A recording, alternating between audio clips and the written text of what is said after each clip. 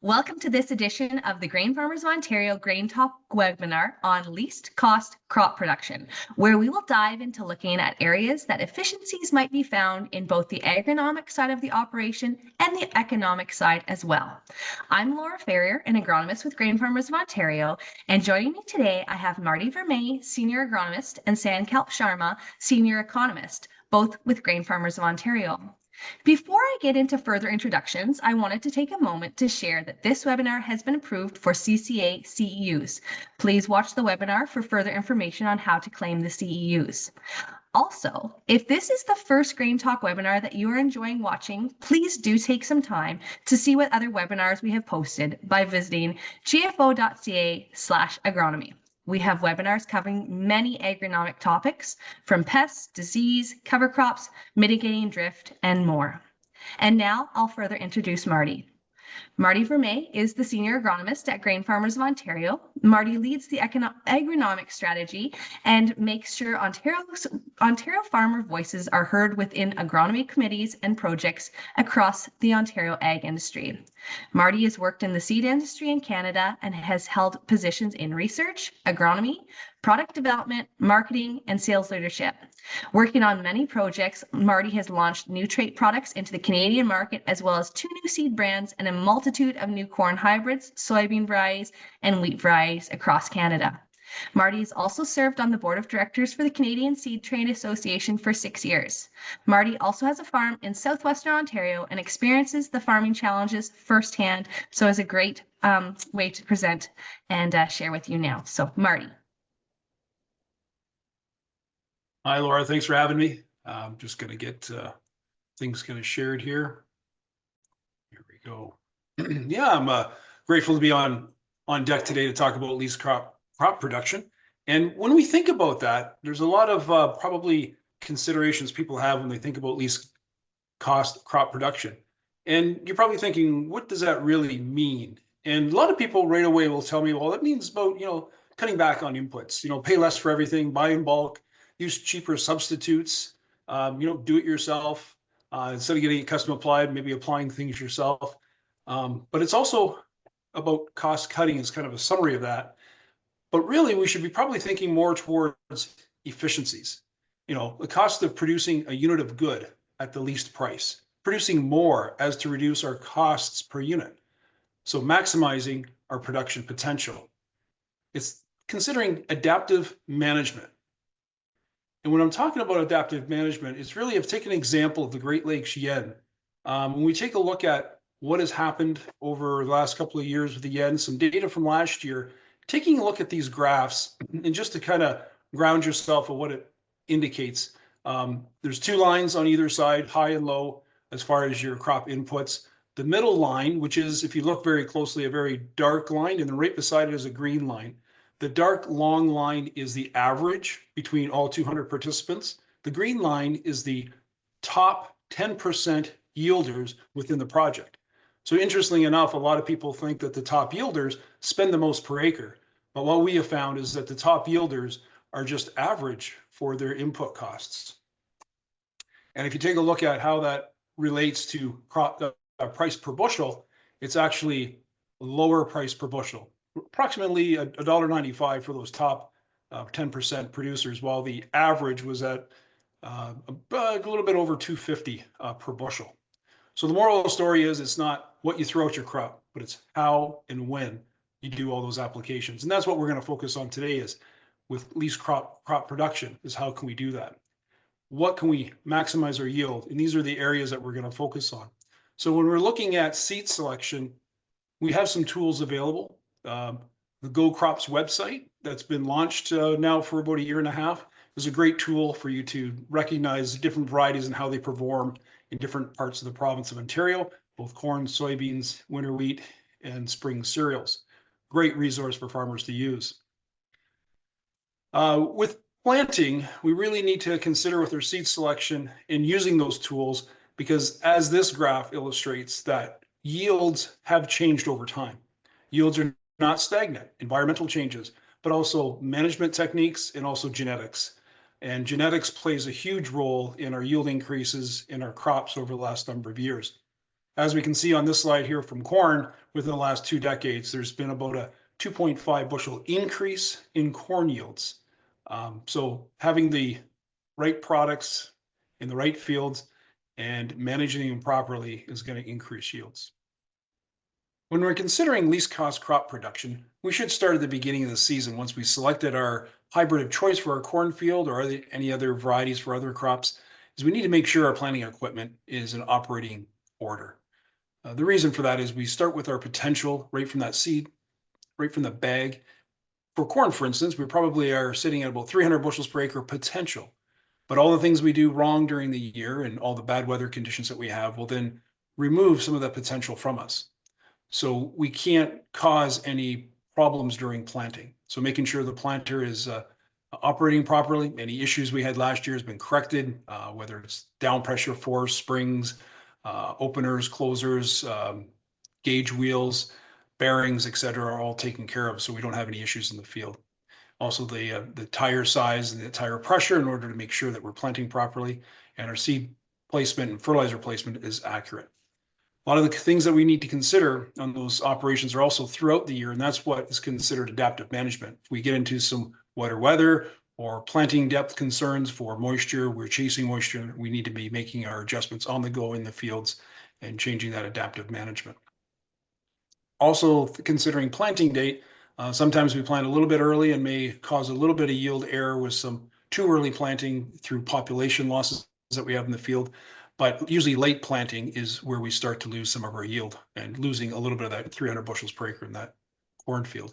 Soybeans have the same concern that we could have some yield losses with later plantings, but the yield loss on soybeans is not as detrimental as with corn. Corn ideally is planted in that first part of May.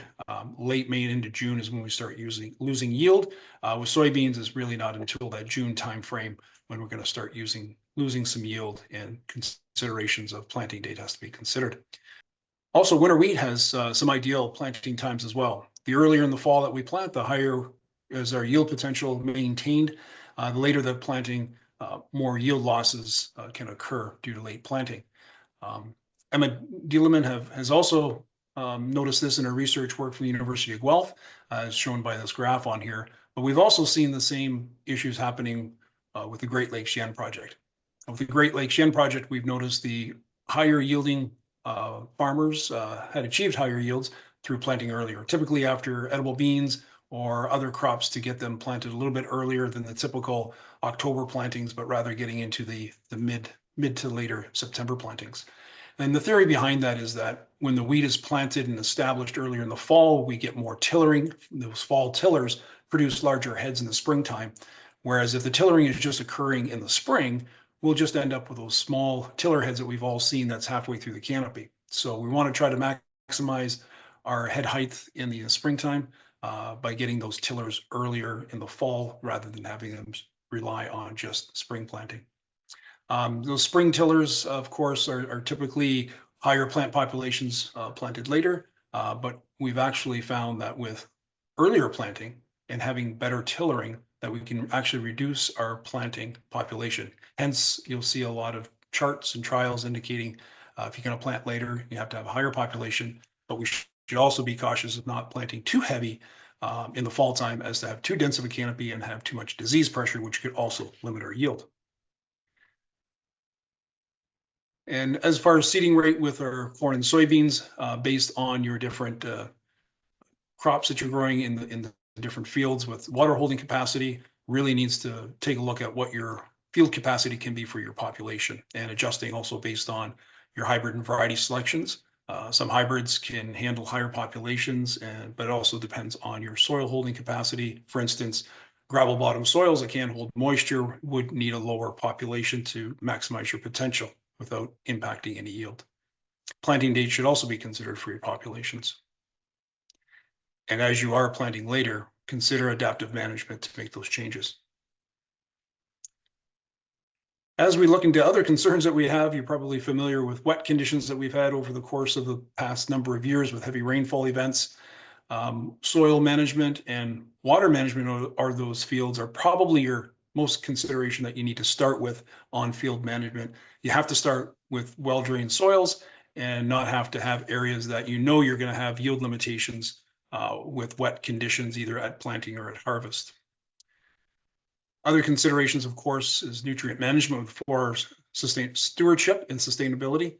Applying nutrients at the right rate, at the right time, at the right place, and using the right source of those products is very important.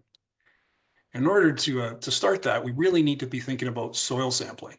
And that is actually the first step for our certification in Ontario, is making sure that we have relatively recent soil samples to take our analysis and understand our soil fertility.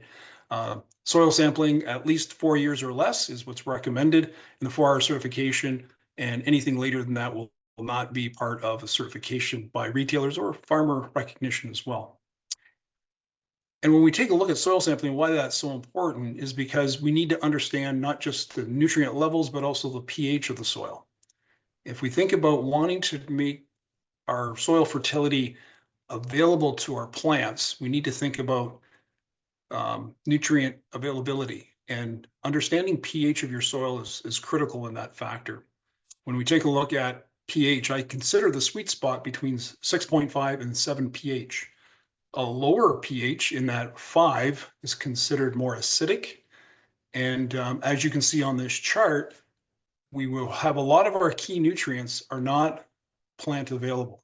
So you can throw more nutrients on the field, but if your pHs are not in balance and not in that sweet spot, you're not going to have your nutrient availability. So first steps are to manage your pH level and make sure you put them in a range that you can maximize your nutrient availability. It also impacts your micronutrients as well. And if your pH is too high or alkaline, you probably have some micronutrient issues in your field that you may see during the growing season. So get your fields in line. And one of the best ways of doing that is through a variable rate application with liming. So in order to adjust your pH, this is where some new technology has really been a cost saver for a lot of farmers, because if you consider a field is pretty variable, most fields are variable. I don't know of any field that's exactly 7 over the entire field. But if you consider fields could be variable from, say, 5 pH all the way up to 8, you're going to be, if you're working on averages, you're going to be over applying and under applying a lot of areas, and you're still going to have a lot of deficiencies, and you're not going to be happy. But if you could do variable rate application using grid sampling, either a 2.5 acre, 5 acre, some farmers are doing 1 acre just to get a base establishment of their nutrient levels across their farm. You can then apply the technology of using variable rate and put where you need the lime. A lot of fields in some areas don't need any lime at all. And other areas, in order to bring those 5 or 5.5 pH up to a reasonable level to make your nutrients available, would need probably your maximum holding rate of lime to bring those rates up. So consider that as one of your cost saving benefits right there by managing the fields properly. And when you take a look at nutrient availability and what crops can display, we also took a look at the Great Lakes Yen as far as where does the nitrogen levels go. A lot of farmers kind of wonder about what is the right nitrogen application. And as we can see by this graph, that not always the highest applied is going to be the highest yield, but the highest yield is going to be the one that has been managed properly with everything in balance. General rule of thumb is more nitrogen, higher yields. There are trend lines showing that, but as you can see, there's a lot of applications that are pretty high that aren't yielding as well for other reasons, of course. But we need to understand how nutrients work within the plant and in the soil. And for nitrogen, we know that the nitrogen is mobile both in the plant and in the soil. And if we see a cornfield with some yellowing in that V formation, we know that the nitrogen is moving from the old tissue to the new growing tissue that is being developed in the ear in seed setting. And this would indicate, of course, the plant is not being able to bring up and draw up nitrogen. And that could be because of dry weather and it's not available in the soil because there's not enough moisture to move that nitrogen for the corn plant and the roots are not able to get it. Or it could be a lack of nutrients in the soil and or too much rain and it has leached out the soil. So nitrogen management is very critical in the growing season. And we need to consider a leaching and denitrification that occurs with nitrogen. And considering nitrogen inhibitors, ensuring that the nitrogen stays in the field, whether through urease enzymes or denitrification enzymes, making sure that we're protecting our nitrogen. Also, the rates that we're applying, if we anticipate a dry season, we can lower our rates of nitrogen because they will not be totally available, or we can consider under wet conditions we may need. And the data has shown from Bill Dean from the University of Guelph that in wet seasons with corn that we need higher rates of nitrogen to achieve our higher yield potentials. One other factor in corn is split applications, applying early and late, and that's all part of the 4 Rs as well. That really helps farmers maximize their nutrients. When we consider phosphorus, we really need to know what our soil levels are at and what our crop demands are. We also need to consider that phosphorus stays in the soil where you place it. So if you place it on the surface, that's where it stays. Your crop's going to have a hard time getting that phosphorus because the roots are down in the ground. We need to get that phosphorus in the soil. So in order to get good nutrient use and utilization and have least cost crop production, we need to get that phosphorus where the plant needs it. So of course, starter fertilizer, banded in the soil, or with winter wheat, the MAP put in with the drill and put in with the seed is always ideal. Potassium and our potash applications, we need to consider and go back to our soil samples, know what our parts per million are in the soil. If we have, in some soils have extremely high rates of potash because of years of cropping and a lot of potash applications, this is the year that we can probably consider that we will not see any return on investment by putting more potash on. So if you're considering cutting back on some costs, this is one area that you could. But I caution everyone, if you are on soils, and usually the lighter soils, and you have lower potassium rates, lower parts per million, you will see a yield increase by applying potash. So you need to know what your levels are in your soil, and soil sampling is the way to find out. Sulfur is an interesting nutrient that we've learned lots about over the years. Due to not using lead in our fuels, we've seen a lot less sulfur, and also all the emissions that have been cleaned up over the decades. We have seen more sulfur responses in our crops. So the crops do demand sulfur. We used to get it naturally and free of charge, but now we're actually having to apply it to maintain our yields and actually maximize our yield production by doing that. Sulfur is mobile in the soil, so heavy rainfall. So if you apply it in the fall time and you got a spring crop, you're not going to have the sulfur there in your growing season. Make sure you apply the sulfur when your crop needs it. And also the source of your sulfur will impact its availability. Elemental sulfurs needs to oxidize in order to break down and be available. It depends on when you apply them and how they oxidize through the year and when that nutrient's available. Sulfates are your best form of sulfur to use to have it available when your crop needs it. We know that corn and wheat benefit from sulfur applications and at an 8-to-1 ratio with our nitrogen applications. But new data from Horst Bonner has been showing this past year that he has found actually sulfur response with soybeans. And that's very interesting data to show that earlier planted soybeans seem to benefit more so, as well as on lighter soils. So he has had some work done in the Niagara Peninsula on some heavier clays that really didn't have much of a response to sulfur on his yields. But that is something that farmers can look at, as I've talked to some farmers on some clay and clay loam soils that have seen sulfur response on their soybeans, and as a cost benefit for them. So something to consider to try this year if you're looking to increase your yields. Another area we need to consider is weed control. We know that we will get yield loss due to weed competition. That's been proven over and over again. The Crop Protection Hub from OMAFRA is an excellent tool. Since the weed guide is not being published, this is where you can find all the information you need on different herbicides in order to find the herbicide that will match for what your needs are based on your farm and weeds you're trying to control, especially if you have issues with resistance management. There's been lots of information at that portal that you can find, especially if you're looking to find cheaper herbicides. Make sure that they work. So just because something costs less, make sure it is effective and it works for you, and it's the right package for your farm under your conditions. One comment I want to make is something Peter Sikkema has said over the last couple of years.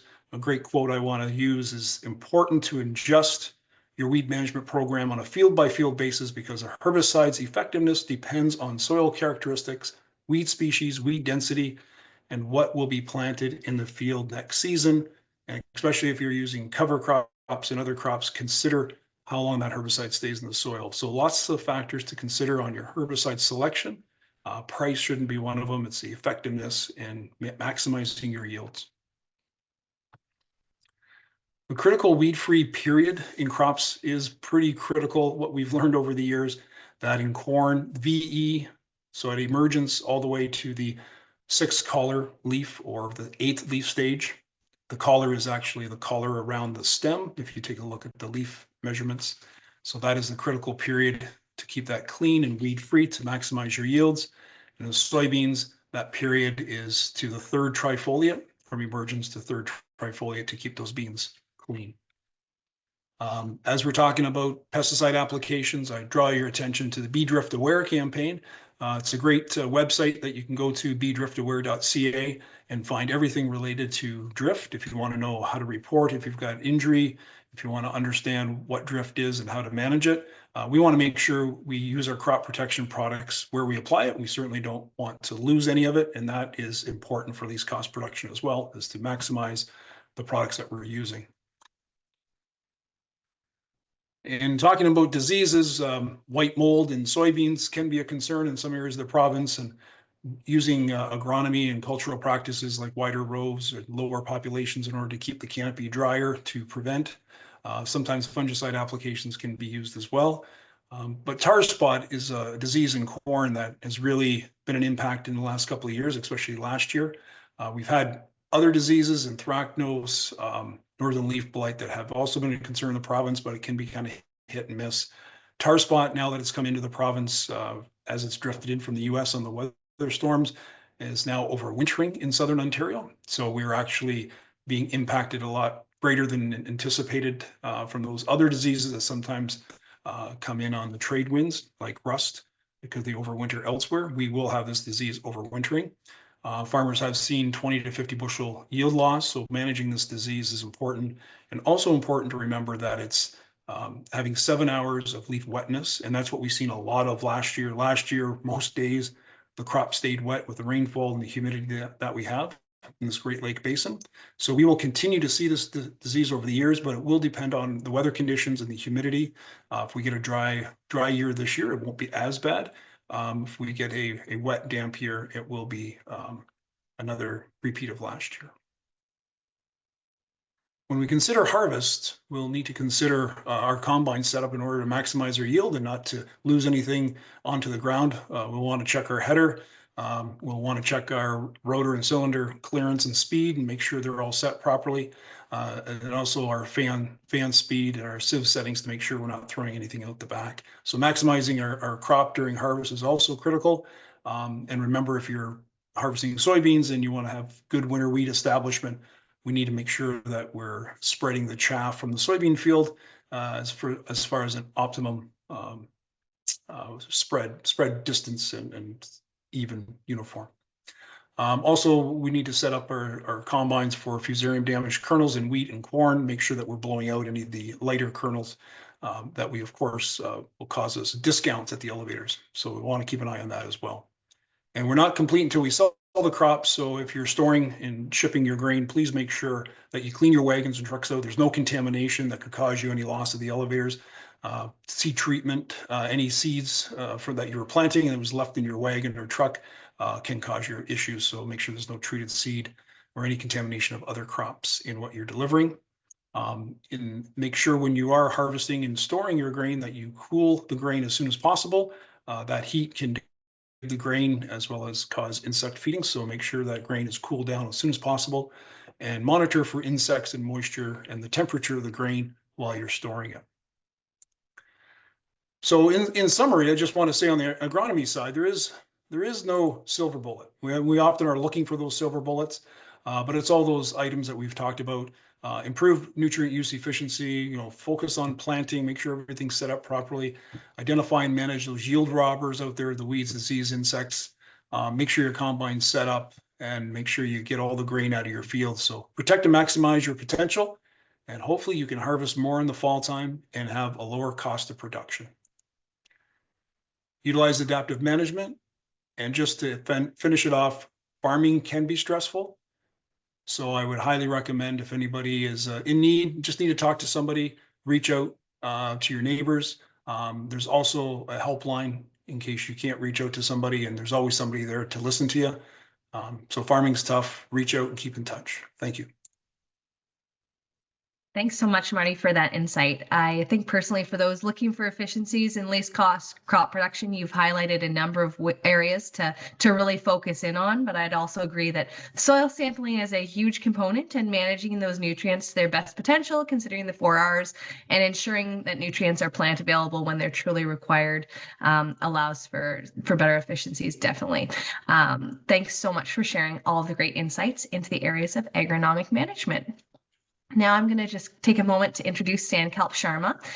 He currently works as a senior economist at Grain Farmers of Ontario and has been with Grain Farmers of Ontario since January of 2022. His work involves analyzing policy changes impacting grain producers in Ontario using economic models and econometrics. That's a new word for me today. He holds a PhD in agriculture economics from the University of Nebraska and Lincoln, a master's in economics from the North Carolina State University, and a Bachelor of Science and Honors in Statistics from the University of Delhi. He was an assistant professor of agribusiness at the Kent State University between 2017 and 2021. In addition, he has worked for the Food and Ag Organization for the United Nations, Rome, and Italy, the Nebraska Department of Agriculture, and the Council of Societal Development. His research includes work on risk analysis, crop insurance, grain markets, non-traditional lending in agriculture, and land acquisition policy. Sankalp, thanks so much for talking to us today about economics.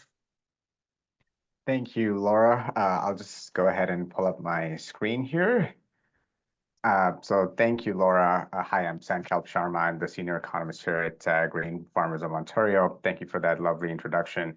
So yeah, just going to talk a bit about, Marty gave an excellent overview of least cost production.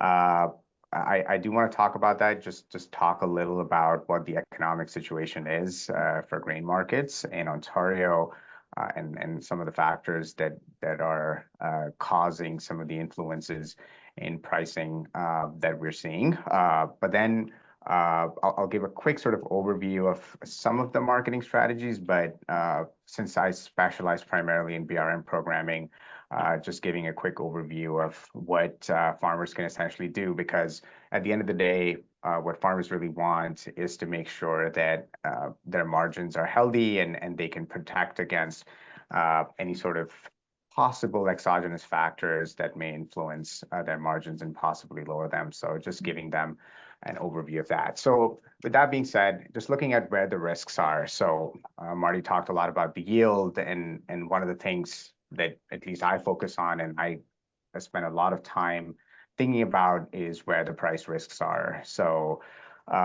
we know that Ontario's grain producers are strictly price takers. In fact, one could argue that in North America, most farmers are price takers. They're heavily dependent on what the futures market and CME does, specifically for, let's say, things like corn. And there are a variety of global factors that dictate where those prices may go. And sometimes many of those factors just appear out of nowhere, which can lead to wild market swings. Then there are other risks. For example, like we are in Canada, we are exposed to foreign exchange risks. And then, of course, if there are geopolitical issues, global supply and demand issues, that could lead to some changes. So we are in 2024 now and 2025 now, beg your pardon. And if you go back past couple of years, we have seen the most common pattern, and that is this idea that output prices, grain commodity prices used to be very high, and then they have been on a very steady decline since then. And in return, what that has done is that it has caused margins to sort of decline with them. Just looking at some high impact events over the last decade relevant for Ontario, we had fairly stable prices between 2012-13 and then between 2015 to 2019.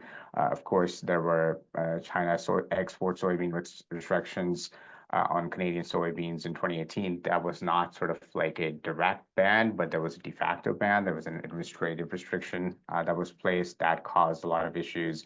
And then, of course, there were COVID-related supply chain disruptions.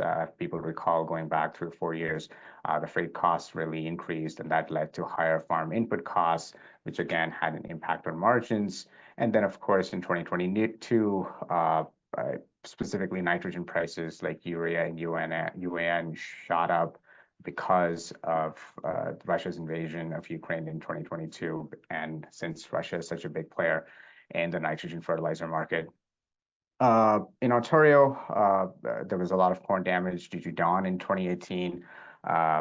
Because of that, and we'll talk a bit about production insurance here, GFO was able to successfully add a salvage benefit.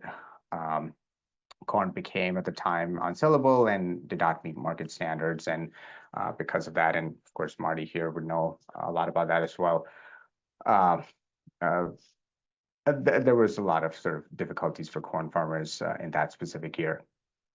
Just looking at right now in 2025, this chart here essentially is looking at the new crop cash price. So this is corn, and then over from 2010 all the way out in 2024, just looking at how that price has evolved. So this is not inflation adjusted, it's a nominal measure, and it is comparing it to the farm input price index essentially. So the idea is that FIPI, which is the farm input price index, has just consistently grown and increased. Whereas if you look at the new cash price, it shows more of a flat trend. And so the point we're trying to sort of seeing is this issue of typically input prices and grain commodity output prices are fairly correlated. You will notice that once, for example, grain prices start to rise, you'll notice things like nitrogen prices being fairly similarly related. But input prices usually are considered sticky. And what that means is you're going to get to a scenario where output prices or grain commodity prices like corn and soybeans starting to decline at a much more rapid pace, and input prices follow, and they follow a lot slower. And ever since the past 2 or 3 years, since the geopolitical disturbances we have had, we sort of see this issue play out much more in an aggressive manner, and that has impacted producers' margins quite a bit. So just sort of looking at what that is and how farmers can actually, try and mitigate some of these issues, I'm primarily going to focus on the BRM options farmers have GNO farmers have in Ontario. Before sort of diving into it, just a quick word on marketing. Obviously, farmers have a lot of marketing options. Most farmers here in Ontario, whoever they are actually marketing to in terms of their elevator, most elevators will have forward and basis contracts that essentially can enable farmers to manage their risk. And in terms of what a farmer could do is, like sort of Marty also said, having a very good handle on what your per bushel cost of production is a very good starting point in terms of understanding how you can market your crop, but then also just looking at where your margins actually are too relative to where your output prices are. So for example, the price of corn and soybean in relation to what the cost of production is. And besides your marketing contracts, farmers in general can also take advantage of just futures markets. For example, many times farmers may consider leaving, let's say you have an open order for something. If you don't want to look at the prices because you are at work or you have other engagements, you have some sort of an open order in place, which essentially tries to hit that right point. So for example, you may have a buy or a sell order ready to go depending on where the futures price currently lies. And if you hit it, you may actually be able to get a substantial profit. And that, of course, directly ties back into the issue that you are very well aware of where your cost of production is. So I'll leave it at that. I don't specialize in marketing, but I'll touch a bit on here with some of the BRM options that farmers have in Ontario. And obviously, this is a big disclaimer. None of the following should be considered as investment advice. This is for informational purposes only. So farmers have four BRM strategies: AgriInvest, AgriStability, Production Insurance, and Risk Management Program. I'm going to just briefly touch, not take long, but just briefly touch on each of these and just give some nuances associated with, especially things which are like Ontario specific only, like the Risk Management Program. AgriInvest has been here for several years at this point. Essentially allows a producer to deposit up to 100% of their allowable net sales. And then the very first 1% is matched by the government. And then there's a limit of $10,000 per year. This limit used to be higher before, but has since 2018 has been restricted to $10,000. It is a fairly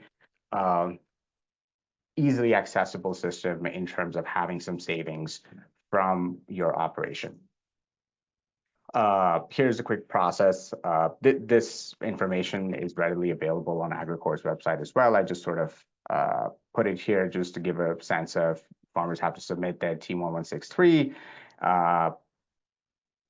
AFC uses that tax data to calculate the maximum matchable deposit, and then there's two funds. The fund one holds producers deposits after tax. So if you withdraw from that, you're not going to be taxed. And then fund two includes the government contribution, so that 1% match. And so, for example, if funds are withdrawn from that, that is going to be taxable because it is considered a capital gain.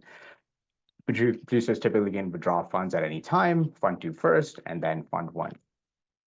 Okay, and then this one thing that is going to start taking place for the 20-25 years and going forward is that AFC has put a matching government contribution. So, for example, if you have 1% in ANS, you're going to need an agri-environmental risk assessment. So it's essentially an example of it is on your screen. Producers have to fill a form, and you can have, let's say, an environmental farm plan or nutrient management plans. And as long as you have those and report them, and they have to be for the entire year, you are in compliance with the agri-environmental risk assessment. Okay, just moving on to AgriStability then. AgriStability, the idea is it's a holistic program in the sense that it targets your income directly. So if you know, for example, what your cost of production is, and then you're looking at the markets, and let's say there's a catastrophic year, and that can happen. We can have a large-scale yield failure.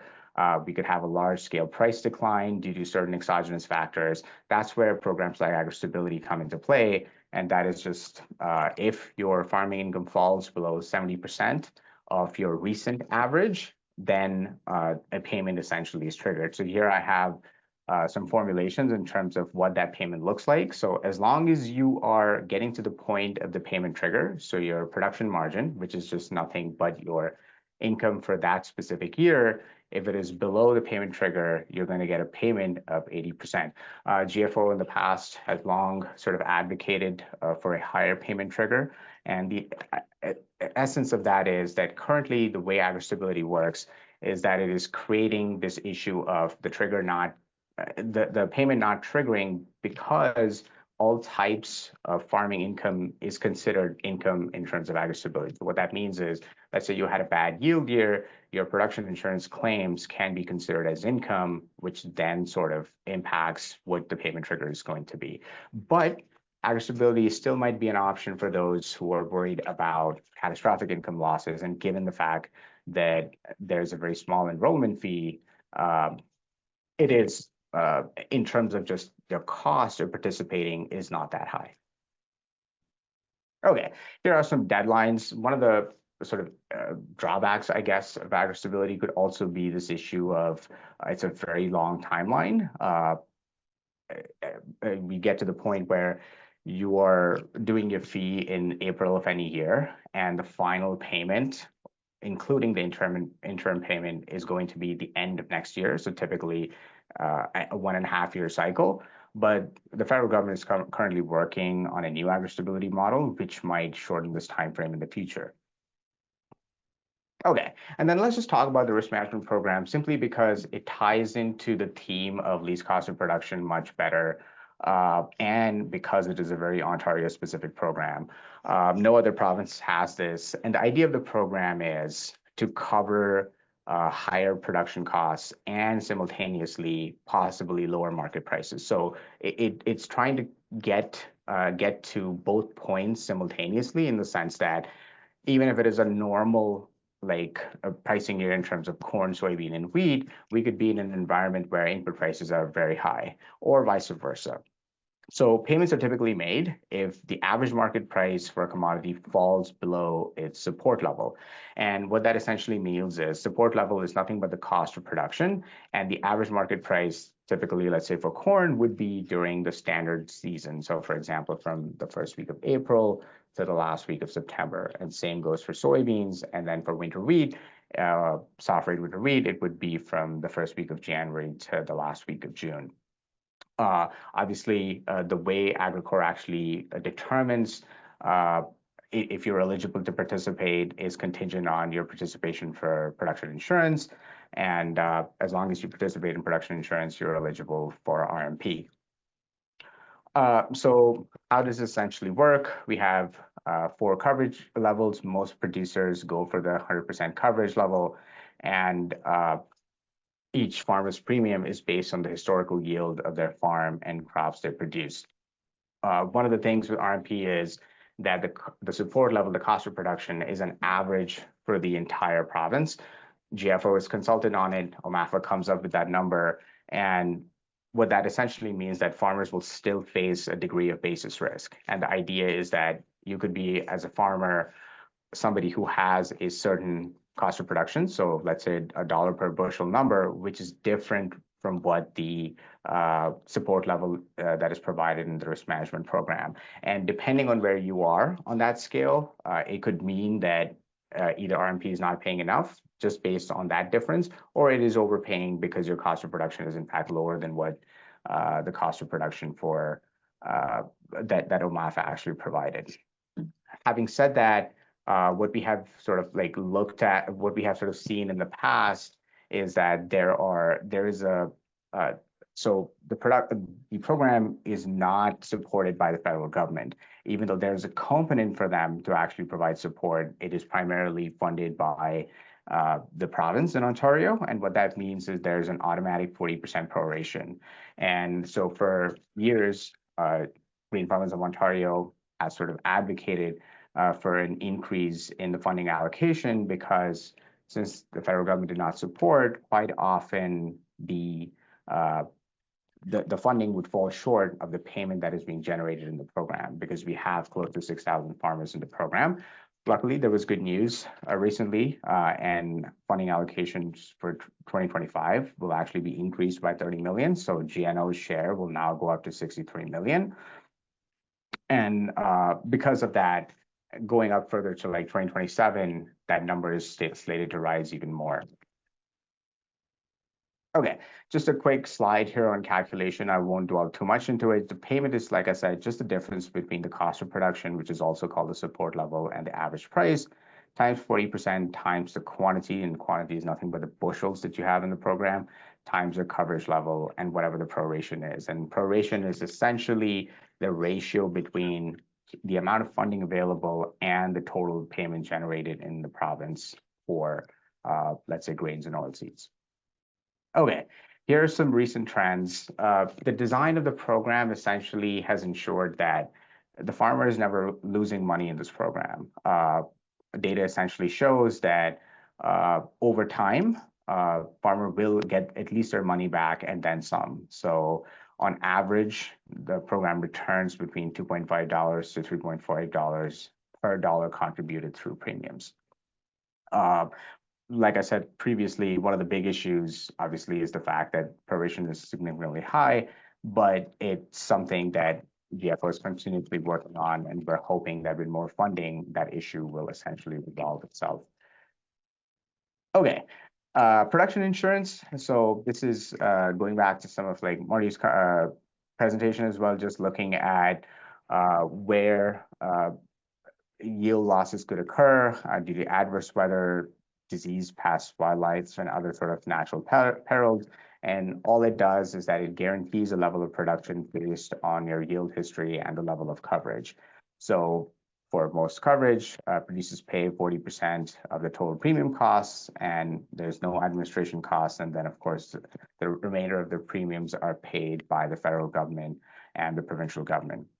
And just like I said with RMP, on average, let's say if you look at a 5-year average period between 2007 and 2024, typically you will get your money back. So while it may not trigger every year, nor should it, because we're all hoping for healthy yields year in, year out, data essentially shows that for every dollar people put in premiums, it leads to an indemnity payment between $1.3 to $2.6. So, and that remains fairly consistent between 2007 and 2024. Okay, and here's just a quick example of how the payment works. I'm not going to dwell too much on it, but it's essentially you have a specific yield guarantee based on your historical production, and all you have to do is subtract that from your actual yield, and that leads to whatever that indemnity payment is going to be. Okay, so then I feel like I took a lot of time, but hopefully here we are at a summary, and sort of the bottom line here is that just if you are somebody who is thinking about where the margins are, it's very important to know what your cost of production is. And then around that, you can start thinking of, because we have such a diverse set of options for BRM programming, if a farmer is utilizing them, at least to the fullest extent, there's a very good chance that you are managing your risk and simultaneously sort of cost minimizing as a default because of that. Because if you're not in the programs, obviously everyone has to decide what's best for them. Like there could certainly be instances where you're profit maximizing by thinking about whatever your own strategy is, which does not include BRM programming.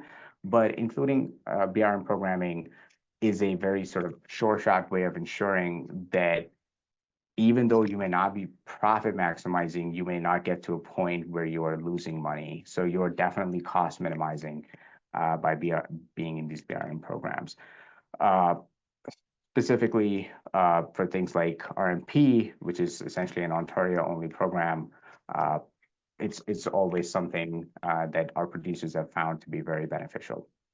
And GFO continues to advocate on farmer members' behalf and hope that we can, ensure that the BRM suit only gets enhanced going in the future. So that's all I have to say. Thank you so much. Amazing. Thanks so much, Sankalp, for sharing all those insights. There are, as you've explained, some really great programs available for Ontario farmers to help protect their economics. Overall, a reminder that this webinar has CCA CEU credits available. Please email me at lfarrier@gfo.ca to claim those credits. And thanks so much for joining us today, Marty and Sankalp, and for all of those who are watching.